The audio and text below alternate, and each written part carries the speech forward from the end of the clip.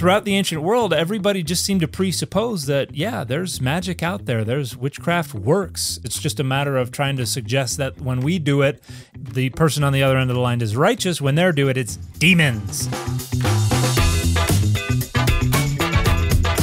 Hey, everybody, I'm Dan McClellan. And I'm Dan Beecher. And you are listening to the Data Over Dogma podcast, where we increase public access to the academic study of the Bible and religion and combat the spread of misinformation about the same. How are things today, Dan? Things are good. Things are good. It's my birthday, so I'm just chilling here. I just stepped foot into my 50th year. Oh wow, that's a big one. I'm not 50, to be clear. Oh, I am 49. 49. Okay. But thus begins. Yes. You start at 0. And you don't get that 1 until that right. first whole year has gone by. So this means of counting is backwards looking. Yes. Well, congratulations. Happy birthday. Thank you. By the time this goes out, you will have been a couple of weeks into that 50th year. You will be gaining all kinds of experience. I'll be a wise old man by then. Yeah. Right now, I'm just a young, spry doofus, but soon the wisdom's going to hit. It hits at 50, right? That's when it kicks in? That's what I heard. Yeah, it comes flooding in. The floodgates are open. You get the key to unlock all those doors. Thank goodness. So speaking of wisdom, today we're going to be talking about, and also speaking of like magical things happening, wisdom just magically occurring at 50. Magic's the theme of the show, man. We're going to be talking about some awesome. We've had people on Patreon and other places ask us about various sort of magic that appears in the Hebrew Bible, including magical implements and various things. So we're going to dive into that to begin with, and then we're gonna zero in on something very specific that's sort of that realm. Yes. An archaeological find, if I'm not mistaken. An archaeological find, yeah. We're actually going to talk about the single earliest witness to any text in the Hebrew Bible, and it is a magical text. So, interesting. Yes. I like it. Yeah. All right, well, let's start with some magical thinking. Yeah, I think it would be helpful first to talk a little bit about the concept of magic as we understand it and as we use it particularly in relation to the Bible, because there are an awful lot of people who understand magic to be something that other people do. Basically, it's religious stuff that I don't like. Right. Is magic. Just like a cult is a religion I don't like, magic is the bibbidi-boppity-boo that I don't like. Because when I go bibbidi-boppity-boo, well, that's just priesthood, or that's just God, or that's just a miracle or something like that, but it's not magic. And so the distinction between what might be called, priesthood authority or God's authority or something like that, and magic is an arbitrary one. It is one that is drawn by the folks who are involved in it or against it. And I can see why the word magic would end up feeling maybe disrespectful or somehow dismissive. But I don't think that's how we want to use that word now. Like, I don't feel like we want to be dismissive or disrespectful of what we're going to talk about. No, not at all. But yeah, I mean, I think that these practices that and sort of implements, objects that are imbued with God's power or imbued with some sort of power, these are all things that, I mean, they're certainly not exclusive to Judaism, Christianity, etc., but they are present there and present in the Bible. And how do you talk about them without using, I suppose we could find other words, but magic is the right word. It's what's happening. So let's get into where we're at. Like, what kinds of things are we talking about? Well, I think there are, I identify, someone might be able to identify more, but just off the top of my head since we started the show, I've thought I can identify 3 different kind of brands of magical stuff going on in the Bible. One is magic associated with divination. How can we tell God's will, what God wants? There are a variety of different ways to do this. And even when people think about like dark magic and the magic you might see in a TV show, frequently it has to do with telling the future or with trying to discern the will of some entity or another. So divination is a type of magic. And then we've got a type of magic that is called sympathetic magic. And this is where you're actually trying to control things in the world. And we actually talked about a brand of that when we talked about Jacob working for Laban to get his wives when he was ready to go, and he wanted to, and he made a deal with Laban about him taking all the spotted and speckled sheep and goats and stuff. He went and took a bunch of sticks and peeled the bark off and ripped them to make them spotted and speckled, and then put them in watering troughs while certain animals were there, and then took them out while others were not there, to influence their litters, to influence the kinds of animals they would give birth to. So that's a kind of sympathetic magic where you create something that is supposed to have some kind of metaphysical connection to some kind of outcome. Right. And then we have, now I've just thought of 4. We have imprecatory magic as well, and that's where you're trying to harm other folks. And so if one thinks of, I think the first one that pops into my head is Indiana Jones and the Temple of Doom with the doll. And we have clay dolls from ancient Southwest Asia and Egypt where they like write curses on them and then smash them. Right. And that's supposed to like affect other folks. Sort of what we who grew up in, the late 20th century were told was a voodoo thing, but actually has nothing to do with voodoo, but there you go. Right. Well, far be it from us to miss an opportunity to demonize marginalized groups. So right. Yeah, absolutely. So we've got the sympathetic, we've got the divination, and then we've got the imprecatory, and then there's the apotropaic. And apotropaic is a $2 word that refers to warding off evil. So and I think we've talked about this in the context of our episode about Lilith, did we not? There was an apotropaic amulet. Yeah. That was there to protect against. Was it to protect against Lilith coming and getting you? Yeah. So this was something that dates to between 700 and 1000 CE. So we're getting in on the medieval period. And this was this idea that this amulet, if it had these 3 angels' names on it, Sonoi, Sansonoi, and Samangaloth, then Lilith would not be able to kill your newborn. And so that was probably an etiology, an origin story for the use of this amulet as an apotropaic or a protective amulet for the baby. Okay. And so we have all kinds of apotropaic magic going on as well. In fact, what we're going to talk about in the second part of the show is going to be apotropaism. It's going to be about warding off evil. But for the first part of the show, we're going to talk about divination, and particularly associated with 2 things. They can be separate or together, and usually English speakers know them by Urim and Thummim, in Hebrew, Urim and Thummim. And these are tools of divination. It's not divinization, excuse me. That might be another type of magic. Tools of divination. Sure. In other words, a way to discern God's will. Yeah. And so when we did our episode on the necromancer of Endor, right, there's the introduction to that story says that Saul was seeking the Lord's will related to whether or not he should go up to battle. And it says he could not find an answer from the prophets or through the Urim and Thummim. And so he had access to this tool of divination, and it just wasn't working. He gave it the bop, he gave it the Nintendo blow, he did all of that, and he still was not getting the answers he was looking for. So the moisture probably actually damaged the Urim and Thummim. Yeah. That's what they say. Don't do it. Don't do the blow. You don't want to get the Mountain Dew fumes in there. I remember reading that, like, Saul.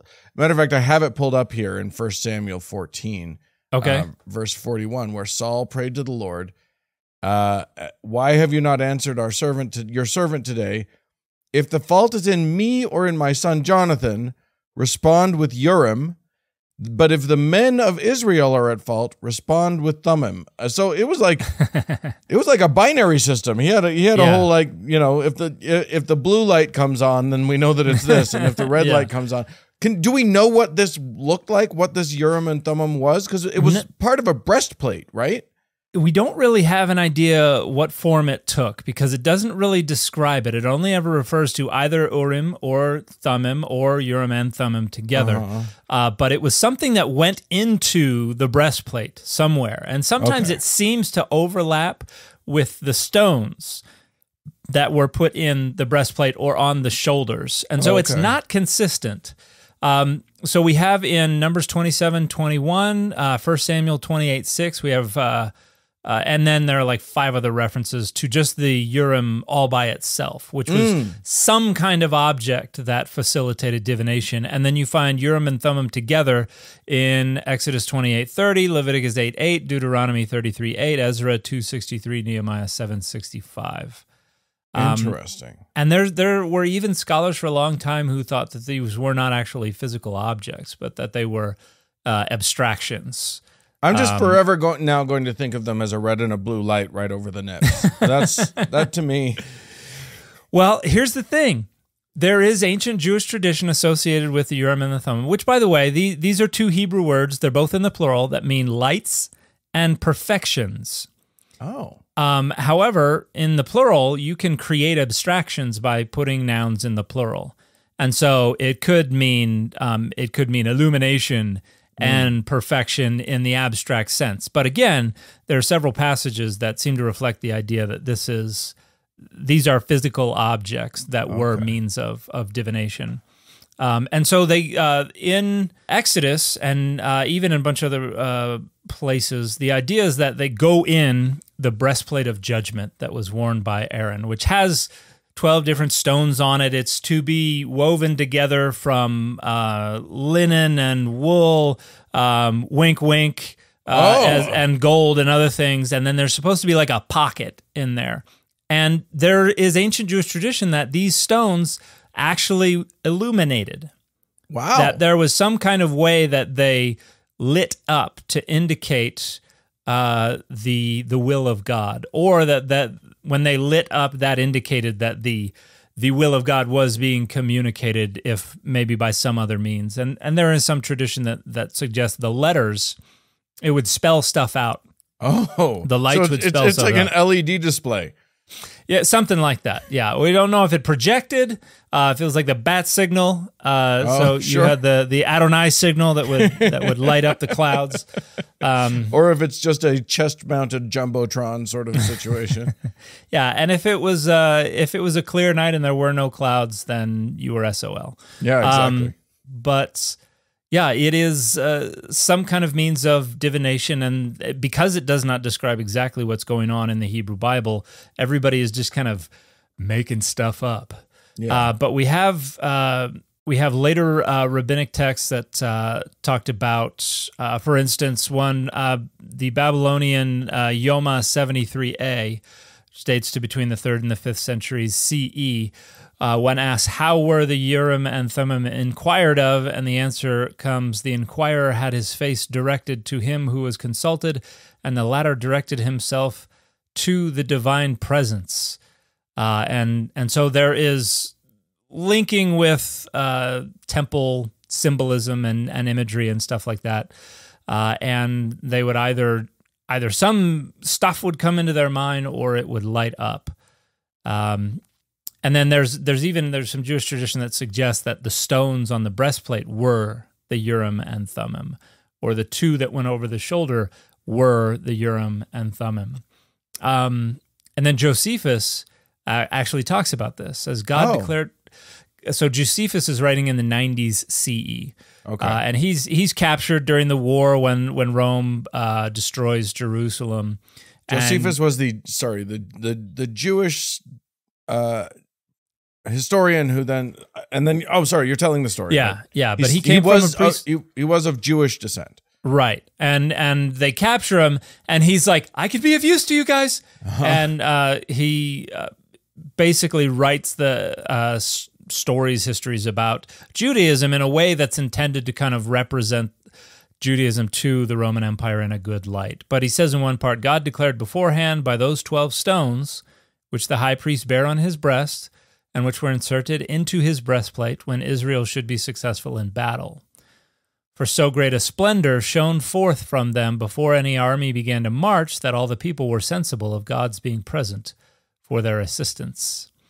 And so here the idea is that it's basically a binary thing. It's a yes or a no. Should we go out to battle? Won't. That's a yes. And then if you see the priest walking around and he's just beaming light, then they were like, "Oh man, we're gonna win today. Got a good feeling. Got a good feeling about this match. This is gonna go great." Yeah, and so in that sense, it's kind of woven into the idea of this war palladium, the representation of God's presence and approbation of going into battle. Little did they know that the Moabite priest's chest was also glowing, and that didn't go great. Yeah, and then the Philistines brought out their fish god, right? Who actually has nothing to do with being a fish.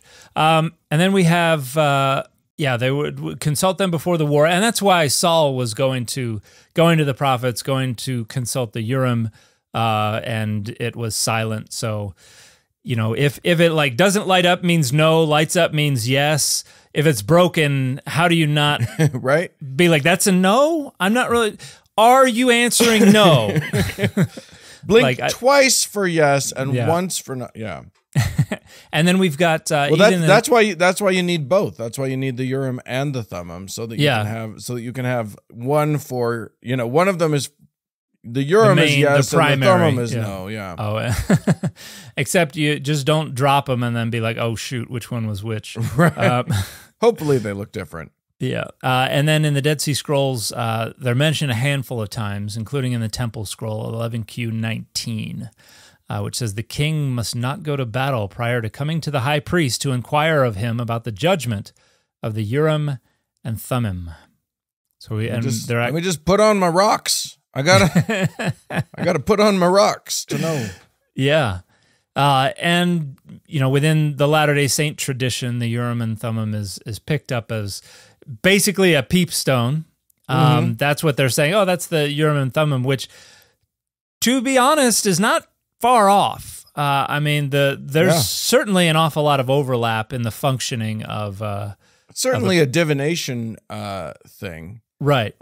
And when divination was huge in the 1800s, and all through, we think of it as, we're talking about it in an ancient context, but it continued and continues. I still see people dowsing to find water, and that sort of thing.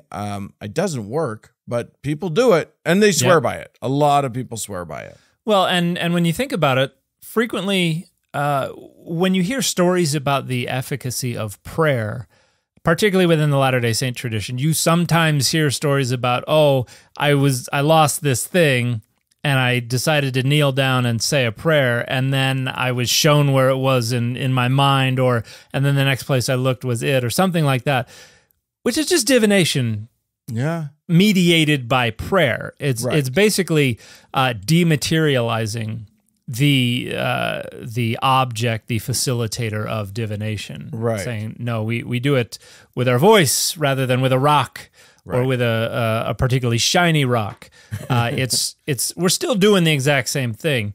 And think of all the people who are very into the healing powers of crystals or whatever. Ooh, yeah, that is, again, you take an object that is a shiny, pretty rock, and you imbue it with various power. Yeah. Whether having to do with frequencies or with anything like that. You can imagine the the high priest with the 12 different stones on his chest. People are like, oh gosh, here he comes again with his crystals. He's like, this one is rose quartz, and that's good for healing, and this one is smoky quartz, and that is doTERRA would have made a killing. Wait, we said we weren't going to be disrespectful. Let's keep going. I'm We lied. We're going to be a little disrespectful sometimes for fun. But we distinguish what is good divination from bad divination basically on who we think is on the other end of the line. Right. And so we have divination in the Hebrew Bible as well as in the New Testament. How did they choose the apostle that was going to take Judas's place? They rolled dice. They cast lots. And so, but because it was Adonai on the other end of the line, it's like, this is okay. It's okay when we do it. But, if you, and this raises interesting questions about the intercession of angels within early and even contemporary brands of Christianity, as well as within some brands of Judaism. You have a lot of attempts to appeal to other entities besides God, and Jesus was doing that as well. There's one of the reasons that, or one of the criticisms of Christianity among some early Jewish folks was, hey, that's the wrong person on the other end of the divinatory line. We've got to have Adonai on the other end. And the Christians were just like, well, what if he is Adonai? Did you ever think about that? Yeah. That's that is a time-honored tradition. People accusing, even you look at Christians accusing different brands of Christians of, your thing isn't working or isn't valid because it's not the right version of our belief system or whatever. Like that. Yeah. That happens a lot. And then, witchcraft is just a variation on sympathetic magic and divination and things like that, although it's frequently aimed at kind of a generic, faceless divine agency out there that is not named and personified and represented in most cases. In some cases it is, but in most cases it's not. So Christians and folks who are in the Bible trying to seek God's will are doing the same kinds of things that any other people engaged in divination are doing. Right. They just feel like there's one object of our inquiry that's appropriate and anybody else is inappropriate, which is just about exclusivity more than it is about any kind of innate, fundamental ethical or moral qualities associated with them. And as you said, like, it seems like at least some of this, so like Urim and Thummim seem to be like direct lines to Adonai or whatever, but then there's a lot of like gray area. You talked about the what you said, the necromancer. I still like the Witch of Endor just because it sounds really fun.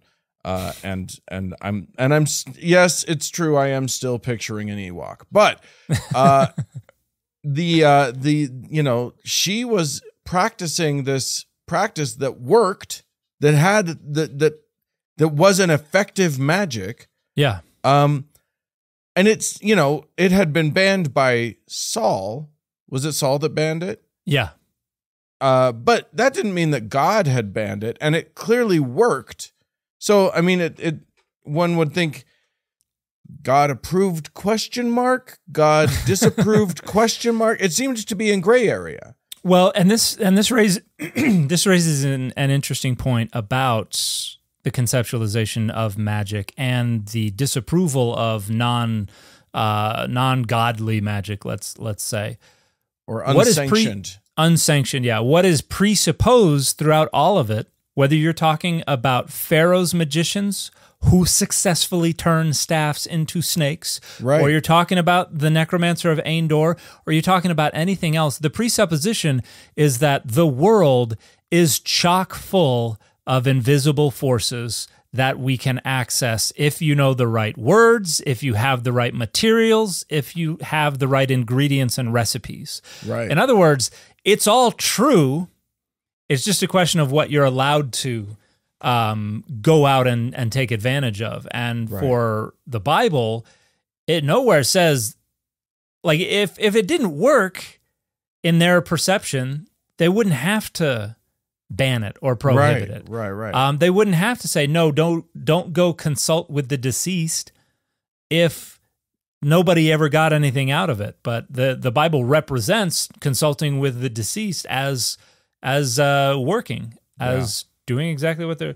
So throughout the ancient world, everybody just seemed to presuppose that, there's magic out there. There's witchcraft works. It all works. It's just a matter of trying to suggest that when we do it, it's with the person on the other end of the line is righteous. When they do it, it's demons. Right. Everybody is demons. Rawr. And even when you get down into the New Testament, Paul is saying that an idol is nothing, but it represents, or it's a conduit to, demons. Ooh. So they're out there and they can do what they are sought after to do, but you're not allowed to do that. Don't. Yeah. Yeah, I think I mean, I guess that has been the bugaboo of magic since time immemorial, is just what's okay magic and what's not magic. I think we're in a much more an interesting moment in history where I think we're starting to stop. We're believing less and less in magic as we get more and more sort of scientific and more and more good explanations for weird phenomena in the world or whatever. But I do think that it is that seems to be the crux of it, is just like, who's doing it? Who are they? In whose name are they doing it? And it's not even like, are you trying to hurt somebody or help somebody? Like, if that were the criterion, like, I could understand that a little bit more. But if it's like, you're allowed to curse somebody in God's name, you're not allowed to bless somebody in Asherah's name, right? Or something like that. It's like, what do we really need to be getting upset about that? Does that not just come down to the jealousy of God, and saying, I'm the only one, you're not allowed to?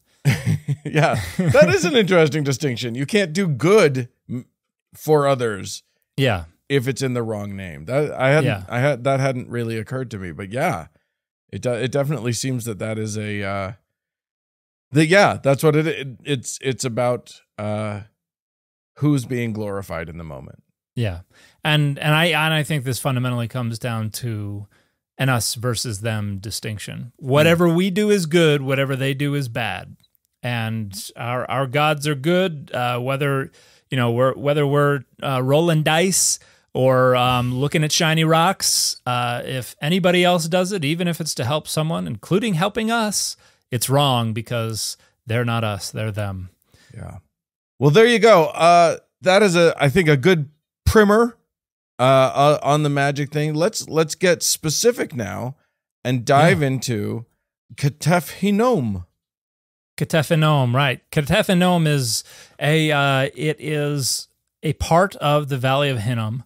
It's a ridge part that's mostly rock, and there are a bunch of graves that were carved into the rock there, and you can go visit it. It's a fairly small area, but you can go see how they carved little channels in the rock where you're supposed to lay bodies, and little circles up top where you put offerings and things like that. And then do we have a sense of the time period that this happened? This is going on in the Iron Age, so pre-exilic period, all the way down to surely it would have been used afterwards as well. But we're talking like 8th, 7th century BCE. Wow. So this is where the Judahite rock cut tomb is kind of diagnostic of this time and place, where you carve benches and repositories into the rock, and that's where you lay bodies and they decompose, and then you collect the bones and you throw them into the repository, which is where they all collect. And there's this idea of being gathered to the ancestors can be linked with the idea of when you're a single skeleton, with or without flesh, you're an individual. But then once your bones get, they're not connected anymore, and they just get tossed into a heap of bones, you are no longer a single individual. Your identity has disintegrated, and you have been gathered to the ancestors. You're now a generic ancestor. Interesting. And so there were phases of the afterlife based on the materiality of burial, and then of mortuary interactions and things like that. But back in the 60s, somebody discovered in one of these tombs associated with a burial. Now, a roof had collapsed in, and so there was some, it was difficult to distinguish some of the different layers. But they found two little scrolls of silver that were rolled up tight. And I'm talking little, like one of them's only an inch wide, the other is just over half an inch wide. Oh, wow. And then one of them's one of them's about 4 inches long, the other's about 2 inches long. But when they unrolled them, these little silver scrolls, they noticed scratches on the inside of them and discovered that they had writing on them. And so these became known as the Ketef Hinnom silver scrolls. And they're dated to about 600 BCE. So whoever was buried, they were probably buried around 600 BCE, right around the time of the Babylonian exile, or at least the beginning of it. And what they discovered written on these scrolls was a version of what's known as the priestly blessing from the book of Numbers, chapter 6, verses 24 through 26. And so this is the earliest known witness to any biblical text ever. And wow. And it comes from centuries before the Dead Sea Scrolls. And it's a version of the priestly blessing. It's not exactly the same as the priestly blessing. But a couple of interesting things about this. Scholars are pretty sure that the purpose of writing this priestly blessing on these scrolls and then rolling them up tight would have been to as magical amulets, basically. One of those 4 kinds of magic that we talked about in the first segment, this would have been the apotropaic sort, because it was, may the Lord bless you and keep you. And that's basically promising protection. The word for keep can mean watch or guard. And so it is a prayer for protection. But when you inscribe it on little silver scrolls and roll them up tight and put them in a little pouch, that's not designed to be read. Right. That is functioning as an artifact, not as a text. And I talk in my book about how my book, Adonai's Divine Images, A Cognitive Approach, totally open access. You can go find the PDF online. About how inscribing the divine name, which is written, the Tetragrammaton, Yod-He, Vav-He, which is written at least 7 times on the 2 scrolls, inscribing that materializes the divine name. And pronouncing or materializing the divine name was thought to invoke the deity's presence and agency. And so if you write it a bunch and then roll it up tight and keep it on you, it's kind of a constant reminder that I've got the divine name with me, so I've got God's presence with me. And if that text that contains the divine name is saying, bless you, keep you, guard you, watch you, may his face shine upon you kind of stuff, you're basically, every time you're walking and the thing bumps against your chest, it's like, yes, I have Adonai's protection. Adonai's guarding me, keeping me, watching me. Adonai's face is shining on me. And so it is functioning in a kind of magical way to remind you and give you a sense that you're being watched over by God. But then the person was buried with it, which indicates that it was probably also understood to protect and guard them through the afterlife, because anciently they did think there was an afterlife, and they did think there were entities in the afterlife who could mess you up. Right. And so Adonai could also grant protection in the afterlife as well. And so the Ketef Hinnom silver scrolls are, in addition to being the earliest version of any text from the Bible, they're a piece of material magic. They're a piece of apotropaic. They're an apotropaic amulet, in brief. And these are actually quite common around this time period. In fact, starting around 800 BCE, we begin to see apotropaic amulets spreading out from Egypt. And they're found in Phoenicia, they're found in Israel, they're found as far away as Greece, and they usually involve some kind of inscription and frequently some kind of iconography, like a drawing of a deity or a symbol for a deity, or maybe an animal that is associated with a deity. And so the the goal is the same. The goal is to invoke the presence, the agency of a deity who can protect and can guard and watch over you. The thing that popped into my mind when you sorry, I'm going off on a bit of a tangent here. No, that's fine. But when you described this was a mezuzah. Yeah. Which is the sort of the Jewish tradition that continues to this day of writing on a scroll, and it's just, I think it's just verses from the Torah. Yeah. And then you put it in a little thing, and you keep that on your door frame or whatever. Mm-hmm.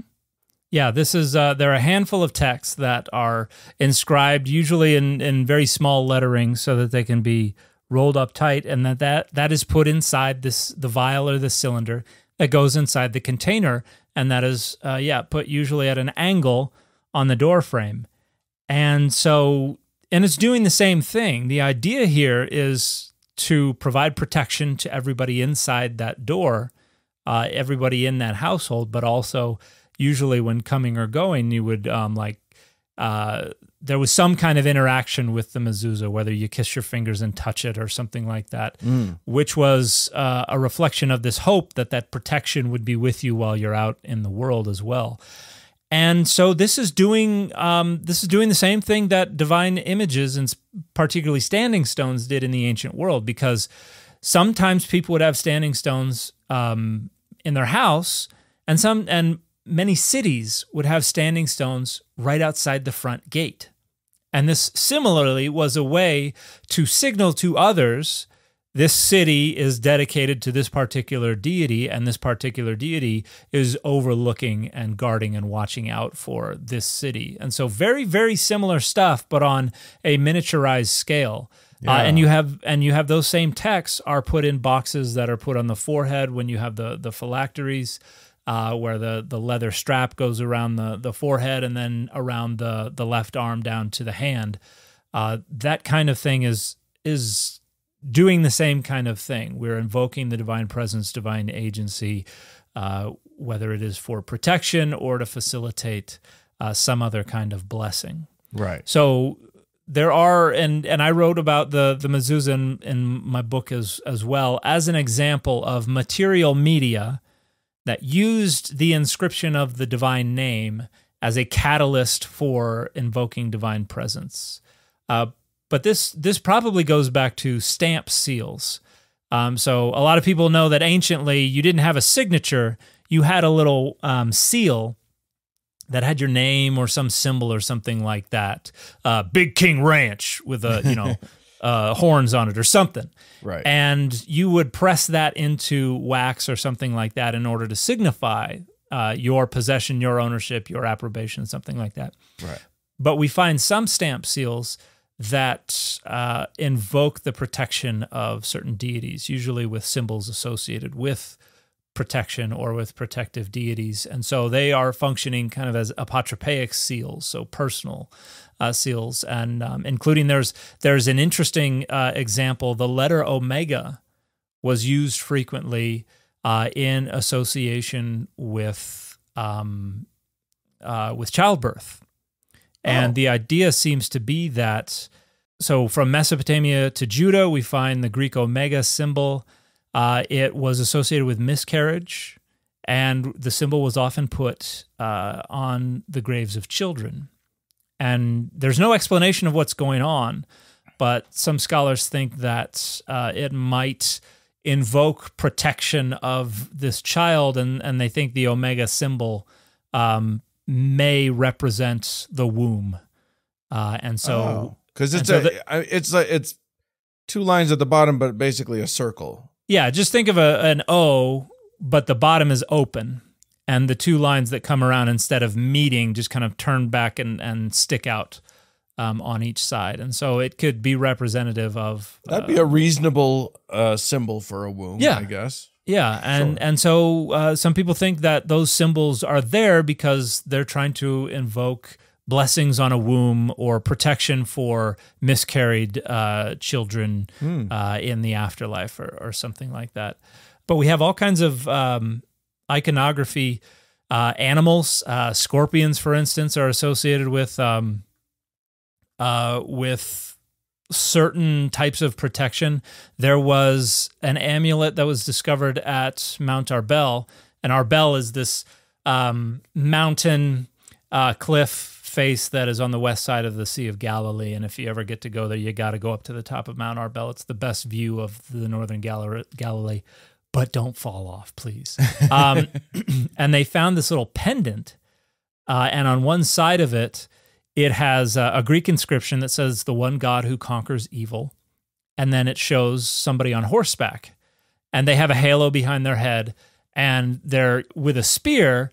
They are spearing a female figurine that's laying on the bottom. And then there's a variation on the Tetragrammaton written in Greek. And then on the back side, it says "one God," and you've got this evil eye symbol. And this probably dates to the 5th or the 6th century CE. But it would have been understood as a protective amulet that had, it was a pendant, so it had a little thing with a hole in it for you to put your necklace through it or something like that. And you would wear that, and that would protect you from, if anyone were trying to give you the evil eye or put a curse on you or right. something like that, that would protect you from that. In fact, in magical Greek papyri, this is something that we find in the Common Era in ancient Greek as well as in late antique Greek. You find a lot of papyri with magic texts written all over them. And like the people think that Abracadabra, which is supposed to be this magical phrase, is based on an ancient Aramaic curse, and it's not. But there were lots of magical papyri that would talk about different figures from the Bible, even pagan texts where they're not Christian, they're not Jewish.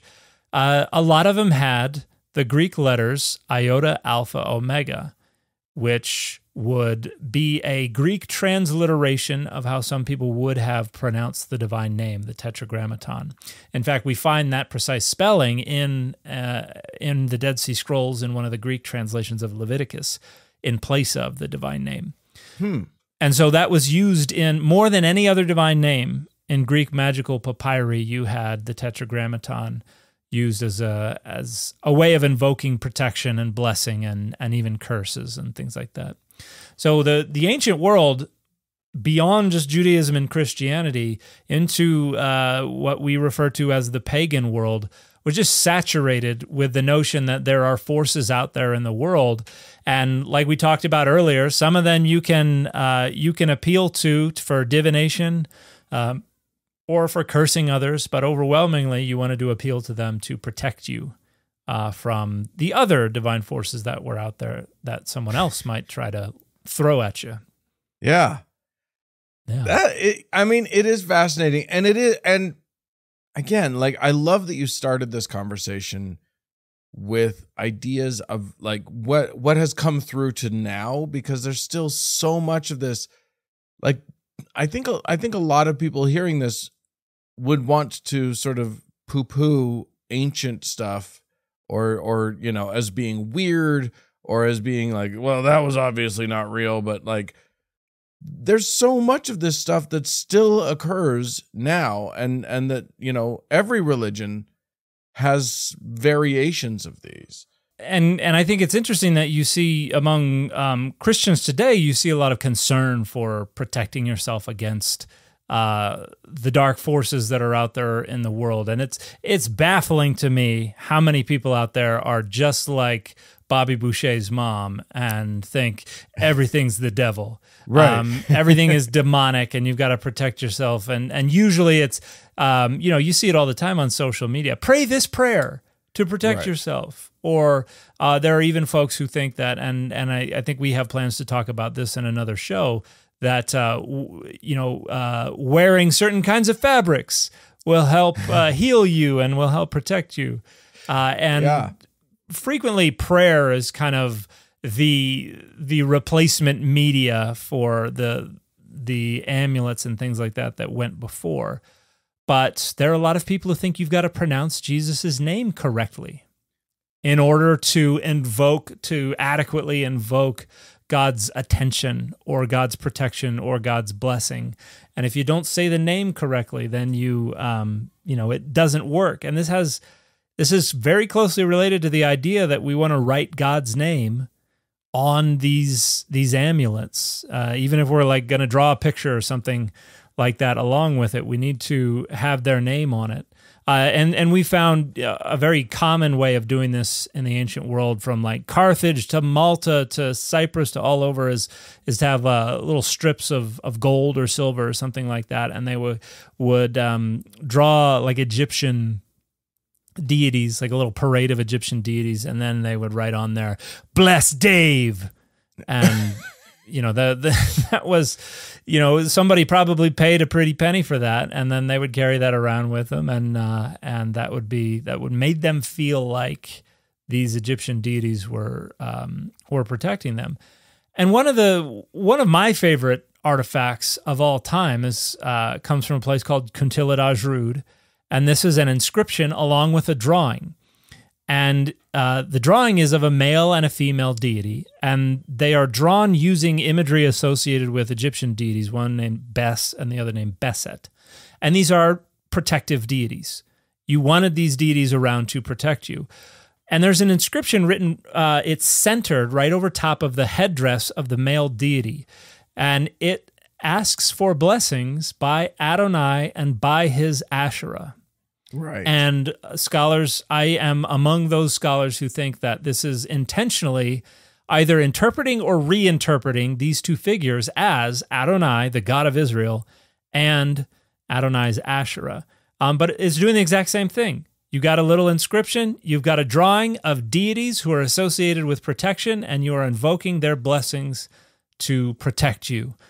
To guide you along the way. The same thing that is going on in Numbers 6, that God will watch over you and protect you. And I think even Numbers 6:27 says, they will put my name upon them, the children of Israel, and I will bless them. So the link between having the name there and having the blessings is pretty explicit. So this kind of apotropaic magic is found all over the ancient Mediterranean. It's found in the Bible. It's found in our artifacts. It is the way our earliest witness to the biblical texts was used. That's what it was there for. And some people think that probably predated the working of the priestly blessing into the book of Numbers. That this may have been, so originally that blessing may have just been a blessing that people wrote down and carried with them. Yeah. And then somebody was like, hey, give me that thing over there. We need a blessing to write into the book of Numbers. Unroll your silver. I want to put, I'm padding for space here on my, what was that blessing you said the other day? I liked that. Yeah, let's put that in here. So that's a possibility. Sure. The other possibility is that the book of Numbers was in place already and somebody was like, I like that blessing. Hey, man, can you write this blessing onto this silver scroll for me? Right. So I can wad it up and I can carry it around in a little amulet, and one day I'll be buried with it. It works either way. It's sixes. Tomato. And so while today we tend to think of this as parochial and hokey and something that good Christians or even good Jewish people don't do, or at least some people present it that way. This is very much in the air. Oh my when gosh. The Bible was being written. This was just as natural as slavery was back then. This was not something you questioned. It's still just as natural. I mean, I think you have talked a lot about the psychological aspects of religion. The what do you call it? What's your thing? I've got a few things. Cognitive science of religion. Yeah, okay. That's what I'm trying to get at. And when you think about it, you want something to protect you when you're in a scary moment. And a Christian who's wearing a cross or a crucifix around their neck, when they're in a scary moment, they grab for that. Mm-hmm. You know what I mean? That's how that is the same thing. They may not immediately be thinking, I'm invoking the magic powers of this thing, or even the image of like holding a cross up to a vampire, which is I think most people don't believe in vampires, but it's like we're psychologically still doing the same thing. Yeah, I will be vulnerable right now and share a story that I don't think I've ever shared before. Well, most people know that I do not like flying. Like, if there are any bumps at all, I am not happy. And I first discovered this when I was 19, and my grandmother flew my brother and me over to Germany, and we spent a summer bumming around Germany. And I've got some cool stories from that. But I remember somebody had given me a cross on a necklace. I was not religious at all at the time, but I had it with me. And I remember on the flight back, it was rough. It was a bumpy flight, and I was just like, a light bulb went off, and I went into my backpack, grabbed this cross, and I just like put a almost permanent imprint of that cross on my palm because I was squeezing the crap out of that thing. Not because I believed anything was going to happen, but it allowed me to kind of focus on something material that just intuitively I was like, this is helping. And there are tons of data that show that having something material can help, which is one of the ways I think Protestantism shot itself in the foot. Because like Catholicism is very much about the materiality of worship. You have relics, you have crucifixes, you have saint statues, you have even the cathedrals are involved in the materiality of worship. And Protestantism was like, no, we're not doing it anymore. And everything was sola scriptura. But at the same time, if you think about the Ketef Hinnom silver amulets as a magical object because they were inscribed with the divine name, what's a Bible? If not a piece of material media filled with the divine name? And frequently you'll have people using the Bible as an icon, as a piece of, as a divine image, as something that is thought to bring the Spirit or something like that, and people treat it with respect. You know, you don't drop your Bible. Latter-day Saints might have been familiar with. There was a very asinine, very sexist thing that went on in missions a long time ago, where they would say every time you drop your scriptures, your future wife gains 5 pounds. Oh, gross. Which was that's which was great. awful. That's which was not great. awful. But, what you made me think of was, and this is what I thought you were going to say, because Latter-day Saints who have gone downtown in Salt Lake City during their general conference, there are always jerks who are protesting. They're usually they're some brand of like evangelical or whatever, and they're there to tell the Mormons that they're the wrong kind of Christians and that they're going to go to hell or whatever. Right. And I remember one guy who was really trying to be in everybody's face, and he would take the Book of Mormon and he would throw it on the ground and drag it around, by a string or whatever. And then he would say, and I dare you to take my Bible and throw it on the ground. I'll beat the crap out of you and blah, blah, blah. Right. I was like, okay, I guess your Bible, like you say, it's more than a book to that man. To that man, the pages, it wasn't just ink on paper. It was it was something. It was endowed with something that you couldn't see but you knew was there, which is literally the exact same intuitive feature of what is responsible for the Ketef Hinnom silver scrolls, for all these magical amulets, for everything that went on anciently as a way to materially manifest God's presence. And so I write about that, and that's kind of the conclusion to my book, looking at ancient and medieval and even modern Jewish and Christian practices where the text of the Bible is treated as a divine image. And so, so when people talk about how Christians worship the Bible, it's like, I get that as a critique, but it's very much real, and it's something that is just a natural, intuitive outcome of thinking of the Bible as containing, because it contains God's name a bunch of times and things like that. That there's something it is endowed with, something immaterial that can help you. And so, and I would even venture to say that there's a sense in which that has a small influence on the notion that we need to have a Bible in every classroom.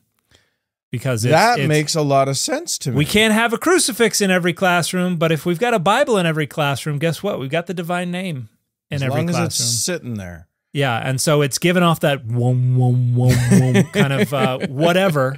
As long as you've got the wah-wahs, then God is there. To be clear, that doesn't make it okay. Right. Not constitutional, but not appropriate. Yeah.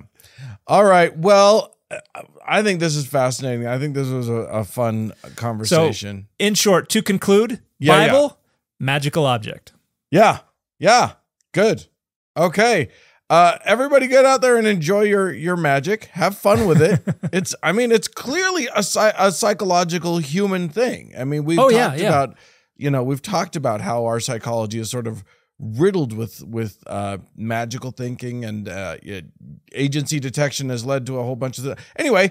It's very human. It's very human to have these to imbue objects with magic. So get out there and enjoy your magic, people. Yeah, and don't give other people a hard time because they enjoy their magic a different way than you. Right, but also don't inflict your magic on anybody else. Don't act like anybody's not cool because they don't do your magic. Anywho. Yeah. Imprecatory magic, not a good thing. Not a good thing. Don't do it. All right.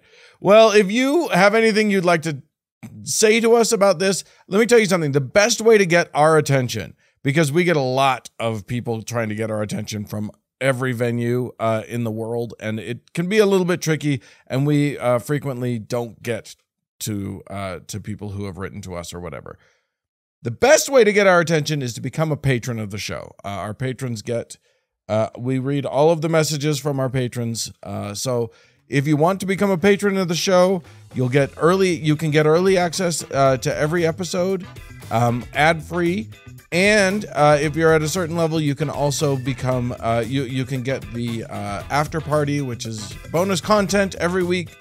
To get all of that, just go to patreon.com/dataoverdogma. If you would like to write us an email, please feel free to do so. contact@dataoverdogmapod.com. And we'll talk to you again next week. Bye, everybody.